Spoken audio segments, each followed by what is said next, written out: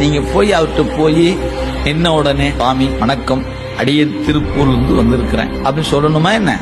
நீங்க போய் நின்னீங்கன்னா அப்படியே அதை ஸ்கேன் பண்ணி முடிச்சிருவாரு. எதுக்கு வந்திருக்காருன்னு அவருக்கு தெரியும். அப்ப நீங்க இன்னும் சொல்ல வேண்டியது இல்லையா? ஒண்ணுமே சொல்ல வேண்டியது. அப்ப நான் ஏன் சொல்லணும்? எனக்கு ஒரு ஆதங்கத்துல நான் சொல்றேன் என் குறையெல்லாம். சாமி கொஞ்சம் ஏன் சொன்னாதான் கேட்பாரு, சொல்லினாலும் கேட்பாரு. கேட்டு ஆறும் அறியாதான். அவன் சொல்லி அறிபவன் அல்லங்க, கேட்டு அறிபவன் அல்ல.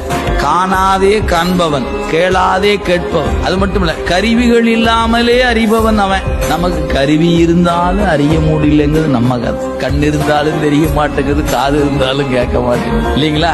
இது நம்ம கேஸ். அவருக்கு இல்ல, கண்ணே இல்ல காண்மா, காதே இல்ல கேட்பான்.